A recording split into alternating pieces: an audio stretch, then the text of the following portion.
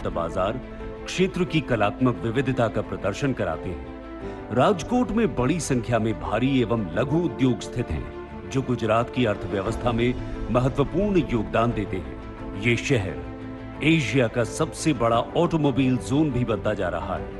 हवाई यातायात की बढ़ती मांग को देखते हुए राजकोट के हीरासर में एक नए अंतरराष्ट्रीय हवाई अड्डे का निर्माण किया गया है, जिसका लोकार्पण आज माननीय प्रधानमंत्री श्री नरेंद्र मोदी जी द्वारा किया जा रहा है। दूरदर्शी नेतृत्व के प्रतीक माननीय प्रधानमंत्री श्री नरेंद्र मोदी भारत के परिवर्तन की प्रेरक शक्ति है। उनकी अटूट प्रतिबद्धता और अथक कार्य नीति से देश आज विश्व पटल पर नित नई ऊंचाइयों को छू रहा है। पिछले 9 वर्षों में देश के विमानन क्षेत्र ने भी अभूतपूर्व प्रगति की। 2014 में जहां देश में 74 हवाई अड्डे संचालित थे, वहीं आज 2023 में यह संख्या दोगुनी होकर 148 हो गई है। 2014 में जहां भारतीय हवाई अड्डों की यात्री वहन क्षमता 20 करोड़ थी, वो अब दोगुनी से भी अधिक 45 करोड़ हो गई है। भारत सरकार के अथक प्रयासों से देश के हर राज्य में अभूतपूर्व स्तर पर महत्वपूर्ण आधारभूत अवसंरचना का निर्माण हुआ है। सड़कों से लेकर पुलों तक, मजबूत रेल नेटवर्क से लेकर हवाई अड्डों तक, देश के हर हिस्से में मल्टी मोडल कनेक्टिविटी को सशक्त किया जा रहा है। इसी दिशा में राजकोट अंतर्राष्ट्रीय हवाई अड्डे को 2500 एकड़ से अधिक भूमि पर 1400 करोड़ रुपए से अधिक की लागत से विकसित किया गया है, जिसमें 3040 मीटर लंबा रनवे, टैक्सी ट्रैक और फायर स्टेशन इत्यादि निर्मित है। इस हवाई अड्डे के निकट गारिडा और दोसली घुना गांव के नजदीक बामनबोर सिंचाई योजना का एक चेक डैम स्थित था, जिसके जल को रनवे के नीचे से निर्बाधित रूप से प्रवाहित करने हेतु लगभग 100 करोड़ रुपए की लागत से 754 मीटर लंबा तथा 34 मीटर चौड़ा एक बॉक्स कल्वर्ट बनाया गया है। देश के किसी भी हवाई अड्डे पर रनवे के नीचे बनने वाला यह सबसे लंबा कल्वर्ट है। इस हवाई अड्डे पर 14 हवाई जहाजों को पार्क किया जा सकता है और ये 180 यात्रियों को समाहित करने वाले बड़े विमान जैसे एयरबस 321 एवं बोइंग 737 के संचालन के लिए भी उपयुक्त है। ये टर्मिनल भवन एक समय में एक साथ 500 यात्रियों को सेवा प्रदान करेगा और निकट भविष्य में विस्तारीकरण के अंतर्गत इसकी एक समय में एक साथ 2800 यात्रियों को सेवा प्रदान करने की क्षमता होगी। गुजरात एक उन्नत राज्य है और यहाँ हर प्रकार की यातायात सुविधाएं विकसित हैं। एक तरफ यहाँ का लगभग हर जिला सड़क मार्ग और रेल मार्ग से जुड़ा है, तो प्रदेश में 11 हवाई अड्डों के साथ कई बंदरगाह भी स्थित हैं। राजकोट में क्षेत्र के इस सबसे बड़े व नए अंतर्राष्ट्रीय हवाई अड्डे के शुरू होने से न केवल राजकोट बल्कि राज्य के मोरबी, थानगढ़, शापर, गोंडल, जैतपुर, जूनागढ़ सहित अन्य प्रसिद्ध निकटवर्ती क्षेत्र जैसे द्वारका, सोमनाथ, गिर को भी लाभ होगा। नया हवाई अड्डा कनेक्टिविटी को बढ़ाएगा और निर्बाध यात्रा की सुविधा प्रदान करेगा, जिससे राज्य में पर्यटन को विशेष रूप से बढ़ावा मिलेगा। इसके साथ ही क्षेत्र का आर्थिक विकास होगा और रोजगार के नए अवसरों का भी सृजन होगा। राजकोट अंतर्राष्ट्रीय हवाई अड्डे का उद्घाटन आज माननीय प्रधानमंत्री जी द्वारा किया जा रहा है।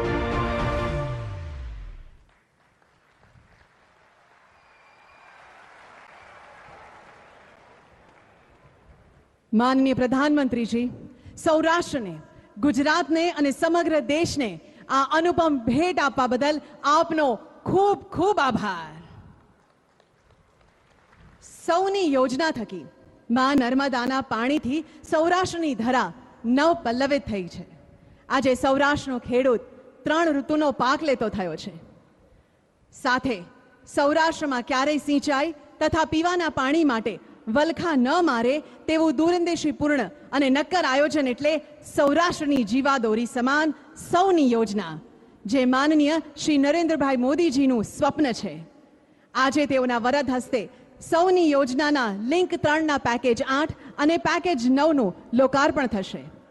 રાજકોટ વાસીઓના ઇઝ ઓફ લિવિંગમાં વધારો કરી વિકાસને વધુ વેગવંતો બનાવશે। શહેરનો પ્રથમ કેકેવી મલ્ટી લેવલ ફ્લાયઓવર અને સાથે સમય, શક્તિ, ઈંધણ અને નાણાંનો થશે બચાવ. આ બ્રિજ સમગ્ર સૌરાષ્ટ્રનો પ્રથમ મલ્ટી લેવલ બ્રિજ છે, જે વિકાસની રફતાર વધારશે. સાથે સાથે આજે વિવિધ પ્રજાલક્ષી પ્રકલ્પોની પણ શહેરને ભેટ મળવા પાત્ર છે. ત્યારે આવો તાળીઓના ગુંજારવ સાથે માનનીય પ્રધાનમંત્રીશ્રીને રિમોટ દ્વારા આ તમામ લોકાર્પણ કરવા આપણે હર્ષભેર વિનંતી કરીએ.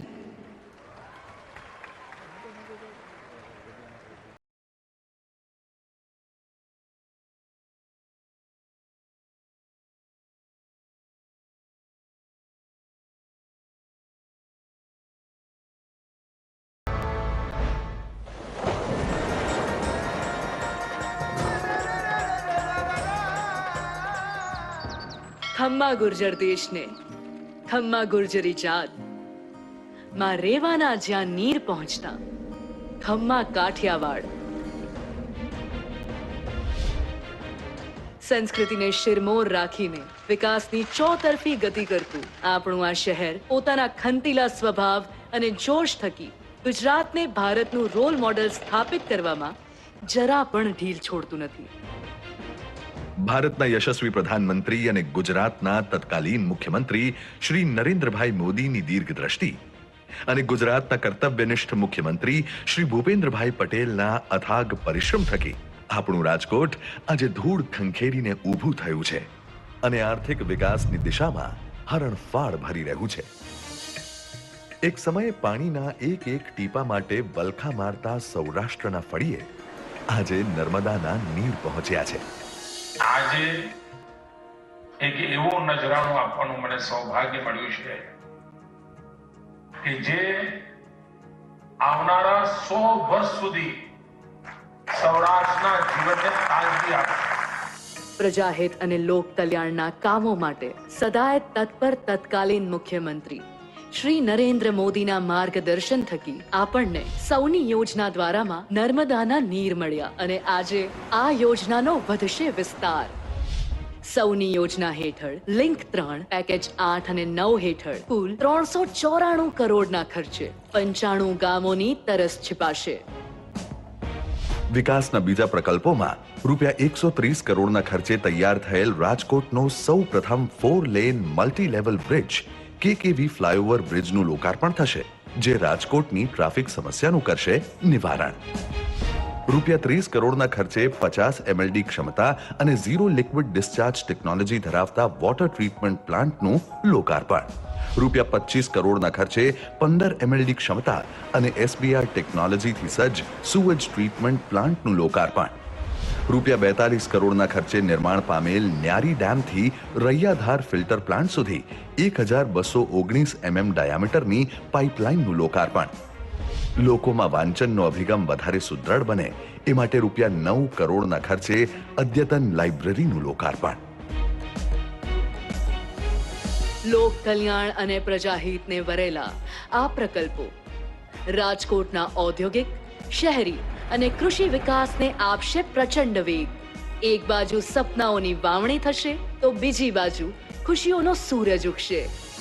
રાજ્ય સરકારના અડગ અવિરત વહેતા વિકાસના આ ધોધથી રાજકોટ વાસીઓનું જીવન સમૃદ્ધ બનશે.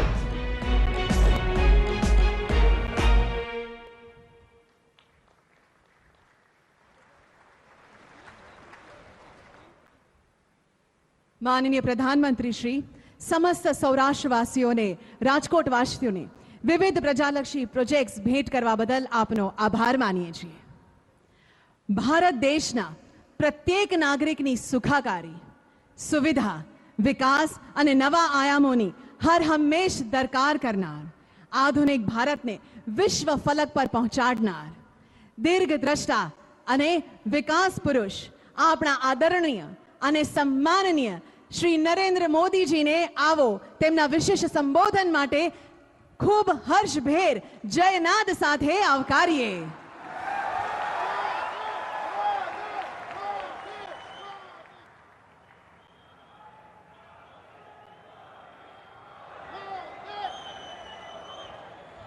કેમ છો બધા? સુખમાં?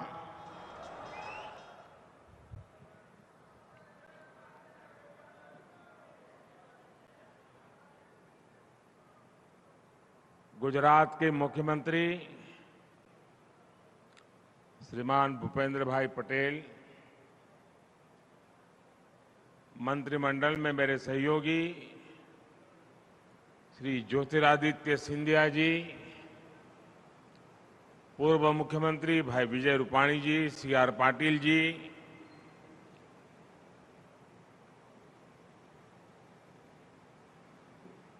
साथियों, अभी विजय भी मेरे कान में बता रहे थे और मैं भी नोटिस कर रहा हूं कि राजकोट में कार्यक्रम हो, छुट्टी का दिवस न हो, रजा ना होए,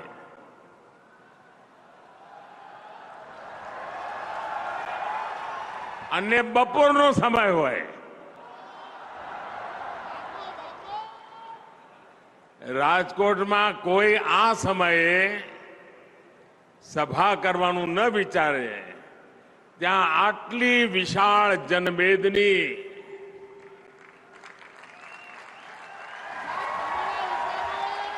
આજે રાજકોટના બધા વિક્રમ તોડી નાખ્યા છે.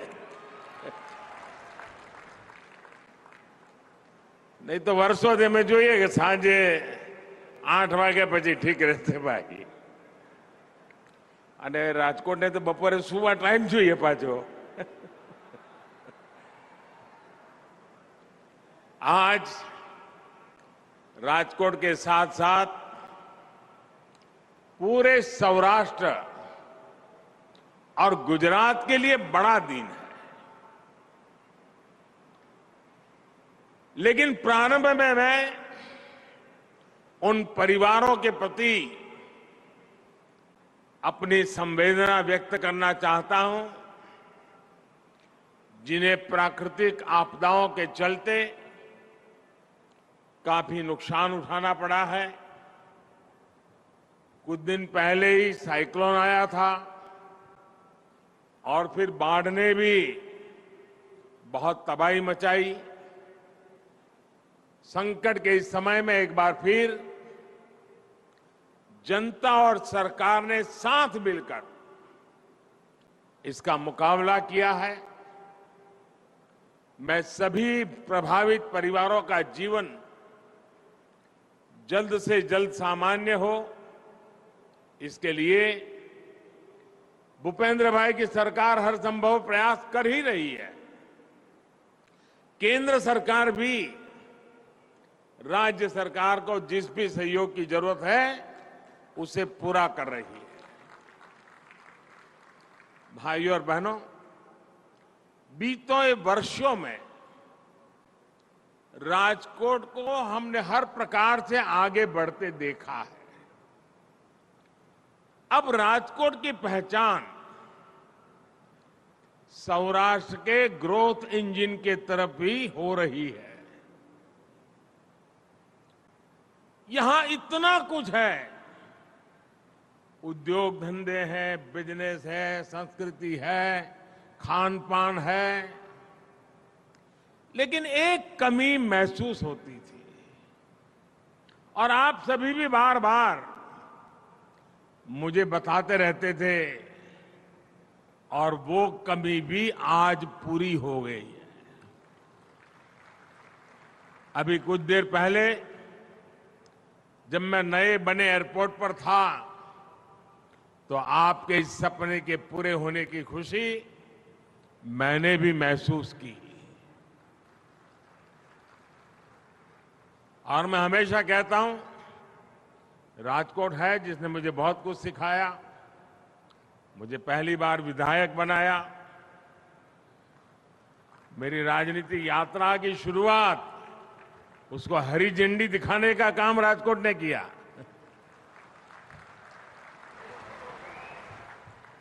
और इसलिए राजकोट का मुझ पर कर्ज हमेशा बना रहता है और मेरी भी कोशिश है कि उस कर्ज को कम करता चलूं. आज राजकोट को नया और बड़ा इंटरनेशनल एयरपोर्ट मिल चुका है. अब राजकोट से देश के साथ साथ दुनिया के अनेक शहरों के लिए भी सीधी फ्लाइट संभव हो पाएगी। इस एयरपोर्ट से यात्रा में तो आसानी होगी ही, इस पूरे क्षेत्र के उद्योगों को भी बहुत लाभ होगा।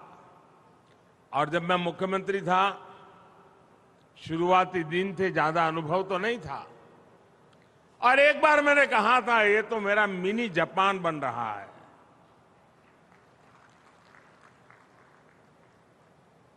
तब बहुत लोगों ने मजाक उड़ाई थी मेरी, लेकिन आज वो शब्द आपने सच कर करके दिखा दिए हैं। साथियों, यहां के किसानों के लिए भी अब फल सब्जियों को देश विदेश की मंडियों तक भेजना आसान हो जाएगा। यानी राजकोट को सिर्फ एक एयरपोर्ट नहीं, बल्कि इस पूरे क्षेत्र के विकास को नई ऊर्जा देने वाला, नई उड़ान देने वाला एक पावर हाउस मिला है। साथियों, आज यहां सौनी योजना के तहत अनेक प्रोजेक्ट्स का लोकार्पण भी हुआ। इन प्रोजेक्ट्स के पूरा होने से सौराष्ट्र के दर्जनों गांवों के किसानों को सिंचाई और पीने का पानी उपलब्ध हो पाएगा। इसके अलावा भी राजकोट के विकास से जुड़े अनेक प्रोजेक्ट्स का लोकार्पण आज यहां करने का अवसर मिला है।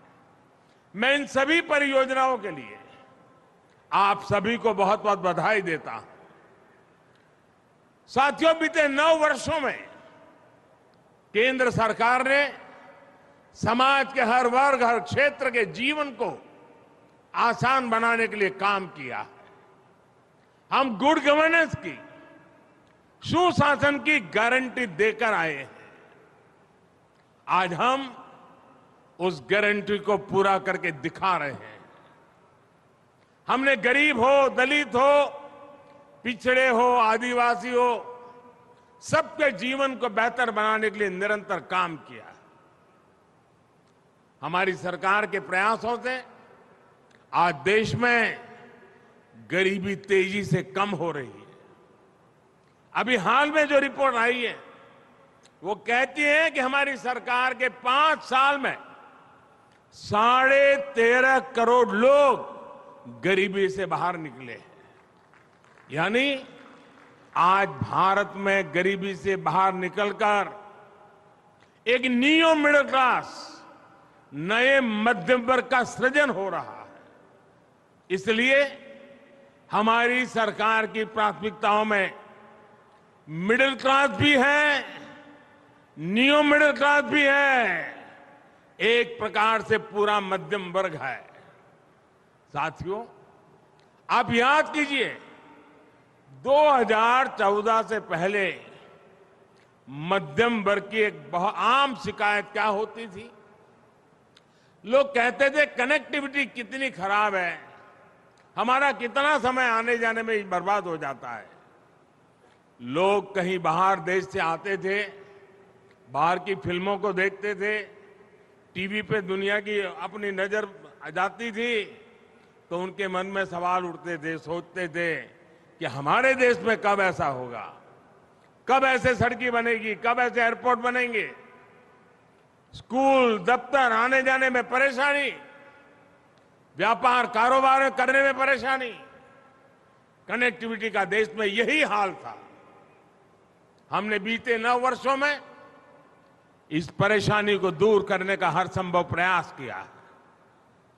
2014 में सिर्फ 4 शहरों में मेट्रो नेटवर्क था। आज देश के 20 से ज्यादा शहरों में मेट्रो नेटवर्क पहुंच चुका है। आज देश के 25 अलग अलग रूट्स पर वंदे भारत जैसी आधुनिक ट्रेनें चल रही है। 2014 में देश में 70 के आसपास एयरपोर्ट हुआ करते थे, अब इनकी संख्या भी बढ़कर के डबल से भी ज्यादा पहुंच चुकी है। हवाई सेवा के विस्तार ने भारत के एयरलाइन सेक्टर को दुनिया में नई ऊंचाई दी है। आज भारत की कंपनियां लाखों करोड़ रुपए के नए विमान खरीद रही है। कहीं पर एक साइकिल नहीं आ जाए, एक गाड़ी नहीं आ जाए, स्कूटर नया आ जाए तो चर्चा होती है। आज हिंदुस्तान में 1000 नए विमानों का ऑर्डर बुक है और संभावना है आने वाले दिनों में 2000 विमान के ऑर्डर की। और आपको याद है, मुझे तो याद है, गुजरात चुनाव के समय मैंने आपको कहा था वो दिन दूर नहीं जब गुजरात एरोप्लेन भी बनाएगा। आज गुजरात इस दिशा में तेजी से आगे बढ़ रहा है। भाइयों और बहनों, ease of living, quality of life हमारी सरकार की सर्वोच्च प्राथमिकताओं में से एक है। पहले देश के लोगों का किस किस तरह की परेशानी से गुजरना होता था, ये भी हम भूल नहीं सकते। बिजली पानी का बिल भरना हो तो लाइन, अस्पताल में इलाज करना है तो लंबी लाइन, बीमा और पेंशन लेना है तो भी भरपूर समस्याएं, टैक्स रिटर्न फाइल करना है तो भी मुसीबतों से गुजरना। हमने डिजिटल इंडिया से इन सभी समस्याओं का समाधान दिया। बैंक जाकर काम कराने में पहले कितना समय और ऊर्जा लग जाती थी, आज आपका बैंक आपके मोबाइल फोन पर है। ये भी कईयों को याद नहीं होगा कि पिछली बार बैंक कब गए थे, जाने की जरूरत ही नहीं पड़ रही है। साथियों, आप वो दिन भी याद करिए जब टैक्स रिटर्न फाइल करना भी बड़ी चुनौती हुआ करता था। इसके लिए किसी को ढूंढो, यहां जाओ वहां दौड़ो, यही सब कुछ हुआ करता था। आज कुछ ही समय में आप आसानी से ऑनलाइन रिटर्न फाइल कर सकते हैं। अगर रिफंड होता है तो उसका पैसा भी कुछ ही दिनों में आपके खाते में आ जाता है, वरना पहले कई कई महीने लग जाते थे। साथियों, मिडिल क्लास के लोगों के पास अपना घर हो, इसे लेकर भी पहली सरकारों को कोई चिंता नहीं थी। हमने गरीबों के घर की भी चिंता की और मिडिल क्लास के घर का सपना पूरा करने का भी इंतजाम किया।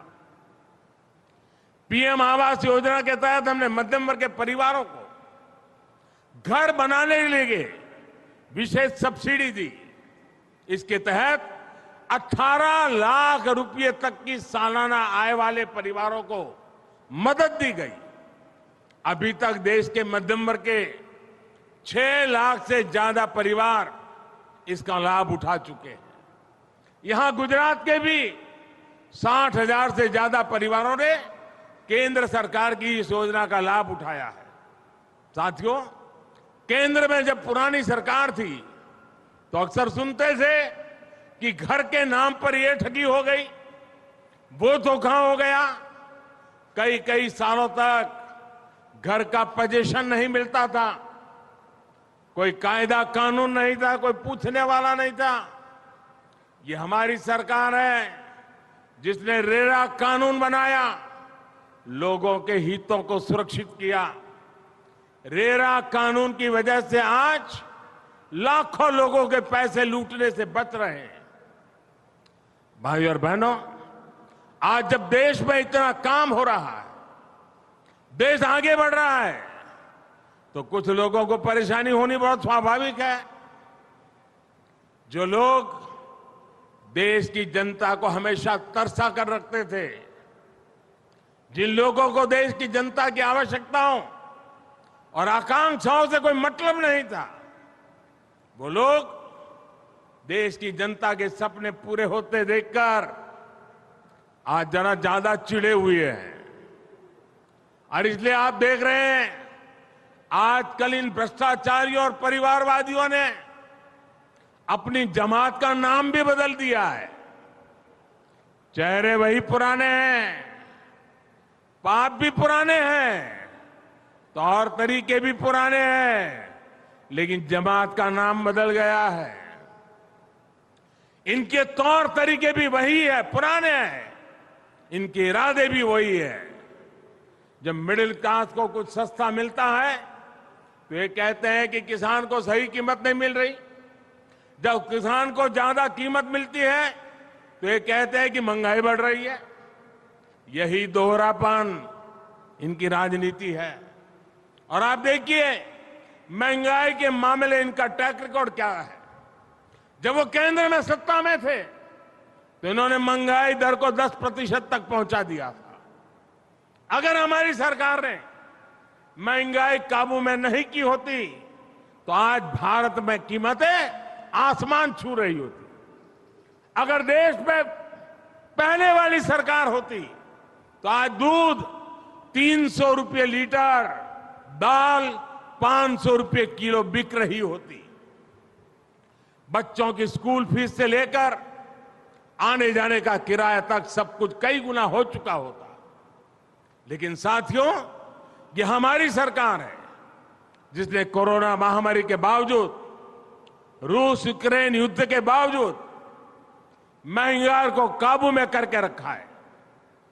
आज हमारे आस पड़ोस के देशों में 25-30% की दर से महंगाई बढ़ रही है, लेकिन भारत में ऐसा नहीं है।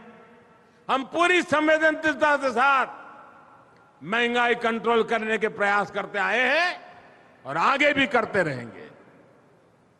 भाई और बहनों, गरीब का खर्च बचाने, मध्यम वर्ग का खर्च बचाने के साथ ही हमारी सरकार ने यह भी कोशिश की है कि मिडिल क्लास की जेब में ज्यादा से ज्यादा बचत हो। आपको याद होगा 9 वर्ष पहले तक 2 लाख रुपए सालाना कमाई पर टैक्स लग जाता था। 2 लाख की कमाई पर आज 7 लाख रुपए तक की कमाई होने पर भी टैक्स कितना है? 0, 0। 7 लाख की कमाई पर कोई टैक्स नहीं लगता। इससे शहरों में रहने वाले मध्यम वर्ग परिवारों के हर साल हजारों रुपये बच रहे हैं। हमने छोटी बचत पर, नानी बचत, अधिक ब्याज देने का भी कदम उठाया है। इस साल ईपीएफओ पर 8.25% इंटरेस्ट तय किया गया है। साथियों, हमारी सरकार की नीतियों, निर्णयों में से कैसे आपके पैसे बच रहे हैं, इसका एक उदाहरण है आपका मोबाइल फोन भी है। शायद आपका उस तरफ ध्यान नहीं गया होगा। आज अमीर हो या गरीब, अधिकांश लोगों के पास फोन जरूर होता है। आज हर भारतीय औसतन हर महीने करीब 20 जीबी डेटा इस्तेमाल करता है। आप जानते हैं 2014 में 1 जीबी डेटा की कीमत कितनी थी? 2014 में 1 जीबी डेटा के लिए आपको 300 रुपये देने पड़ते थे। अगर वही पुरानी सरकार आज होती तो आपको मोबाइल का ही बिल हर महीने कम से कम 6,000 रुपये देना पड़ता। जबकि आज 20 जीबी डेटा के लिए 300-400 रुपये का ही बिल आता है। यानी आज लोगों के हर महीने मोबाइल बिल में करीब 5,000 रुपये हर महीना बच रहे हैं। साथियों, जिन परिवारों में सीनियर सिटीजन हो, वृद्ध माता पिता हो, दादा दादी हो और कोई न कोई बीमारी हो तो परिवार में रेगुलर दवाएं लेनी पड़ती है। उन्हें भी हमारी सरकार योजनाओं से बहुत बचत करवा रही है। पहले इन लोगों को मार्केट में अधिक कीमत पर दवा खरीदनी पड़ती थी। उन्हें चिंता से उबारने के लिए हमने जन औषधि केंद्र पर सस्ती दवाई देने का शुरू किया। इन स्टोर की वजह से गरीब और मध्यम वर्ग के करीब 20,000 करोड़ रुपए की बचत हुई है। गरीब के लिए संवेदनशील सरकार, मध्यम वर्ग के लिए संवेदनशील सरकार एक के बाद वो कदम उठाती है ताकि सामान्य नागरिक के जेब पर बोझ न बढ़े। भाई और बहनों, यहां गुजरात के विकास के लिए, सौराष्ट्र के विकास के लिए भी हमारी सरकार पूरी संवेदनशीलता से काम कर रही है। गुजरात से बेहतर, सौराष्ट्र से बेहतर ये कौन जानता है कि पानी की कमी का मतलब क्या होता है।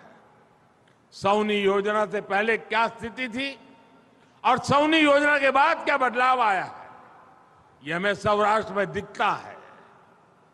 सौराष्ट्र में दर्जनों बांध, हजारों चेक डैम्स आज पानी के स्रोत बन चुके हैं। हर घर जल योजना के तहत गुजरात के करोड़ों परिवारों, उनको आज नल से जल मिलने लगा है।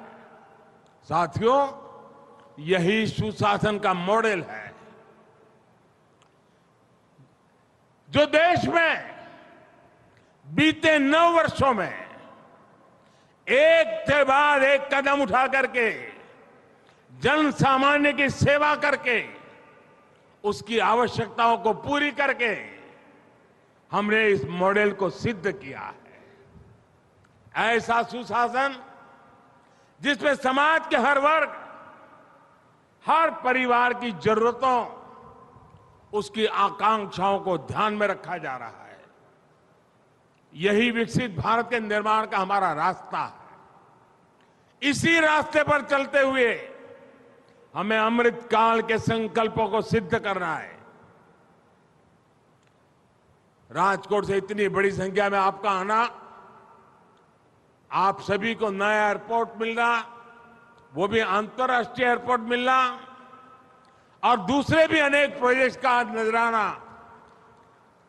मेरे सौराष्ट्र के लोगों को, मेरे गुजरात के राजकोट के लोगों को मिले। मैं इन सभी के लिए आपको बहुत बहुत बधाई देता हूं, बहुत बहुत शुभकामनाएं देता हूं। और भूपेंद्र भाई की सरकार आपकी आशा आकांक्षाओं को पूरा करने में कोई कमी नहीं कर रहने देगी, ये मेरा पूरा विश्वास है। फिर एक बार ये स्वागत सम्मान के लिए, इस प्यार के लिए मैं आपका हृदय से आभार व्यक्त करता हूं। बहुत बहुत धन्यवाद।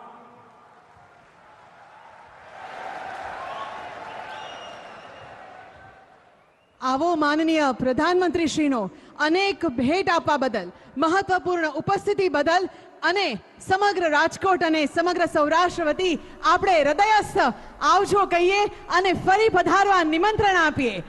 ભારત માતા કી